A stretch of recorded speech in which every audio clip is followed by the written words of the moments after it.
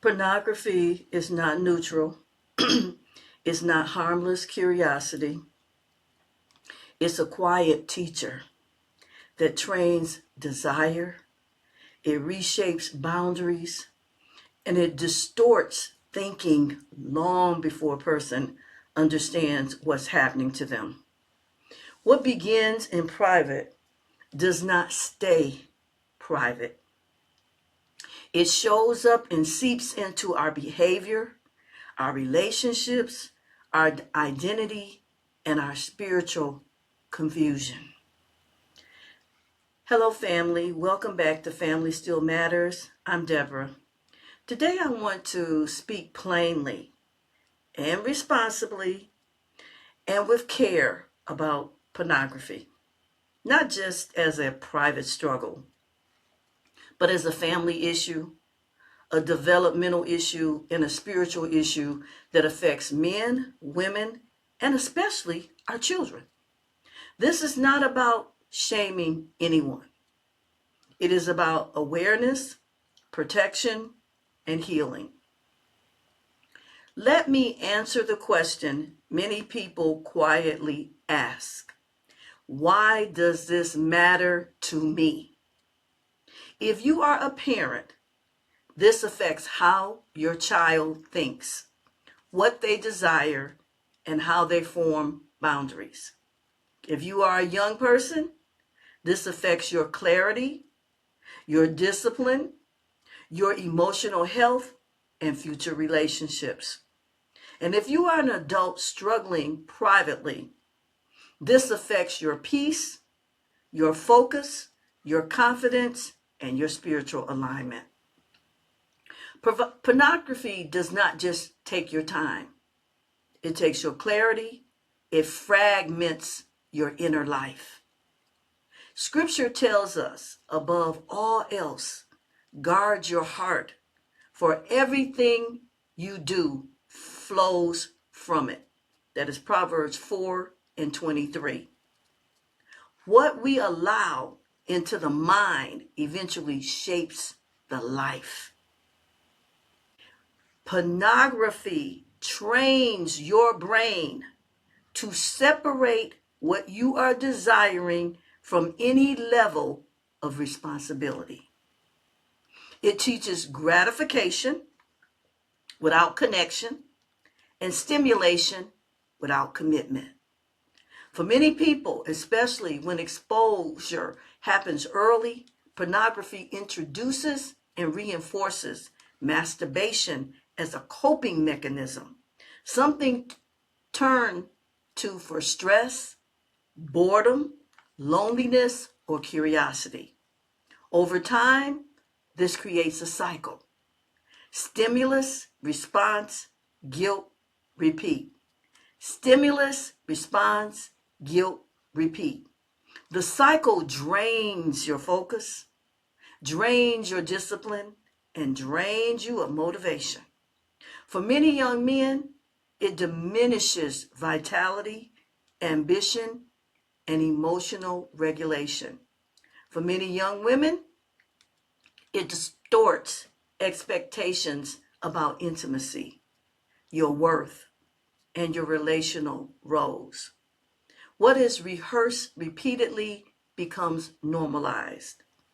This is the part of the conversation that is often avoided, but it matters. Early exposure to pornography awakens sexual curiosity before discernment has developed. That means your child or an individual, when they're watching pornography, when they're young, they're doing it in a brain and a mind set that is not yet mentally or physically or physiologically developed in order to be able to process what is right and wrong in what they're watching. The curiosity does not stay confined to a screen.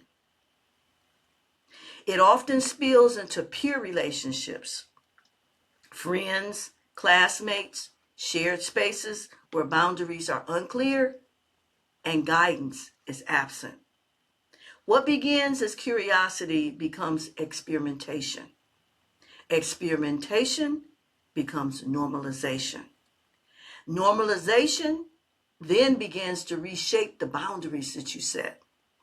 And when boundaries collapse, young people can be pulled into sexual behaviors, identities, and relationships that were not formed from conviction or maturity, but from exposure and confusion.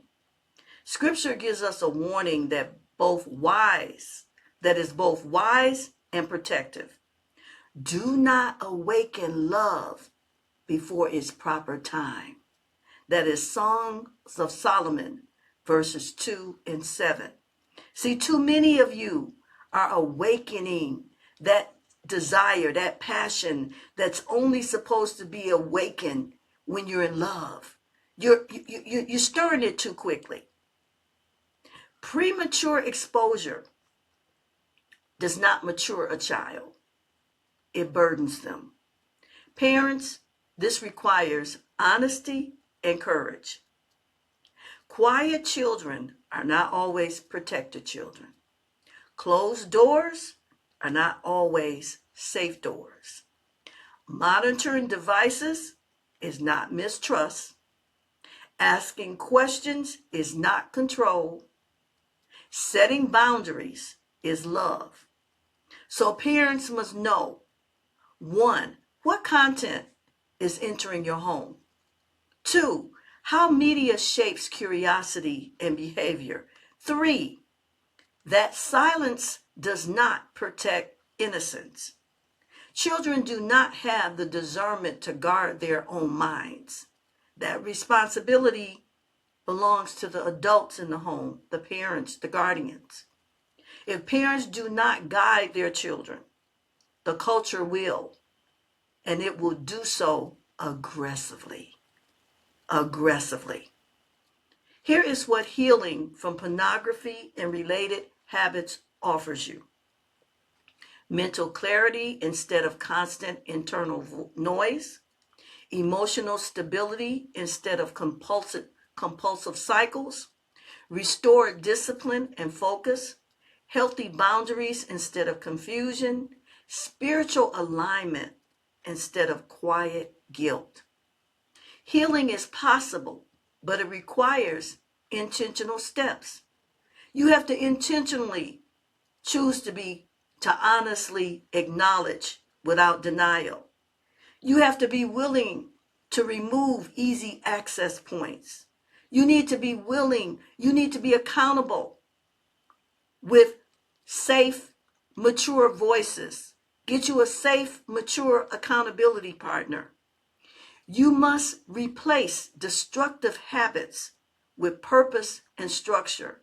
And lastly, there must be the renewing of the mind consistently with truth. Do not conform to the pattern of this world, but be transformed by the renewing of your mind. That is Romans 12 and 2.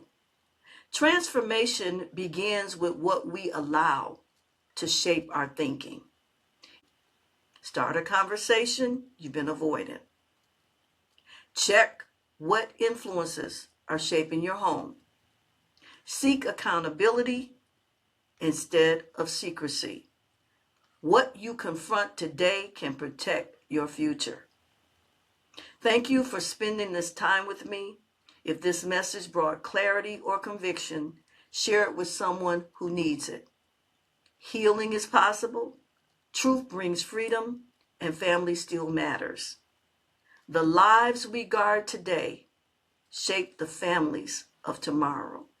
May God richly bless you. And before I close out today, have the conversation and see what your children, your young men and young women are watching on these screens in privacy. Have a conversation, a serious, honest conversation, so that you could keep your child from going off on a guardrail that could have easily been avoided, and yourself. So may God richly bless you, and I look forward to seeing you next week. Blessings.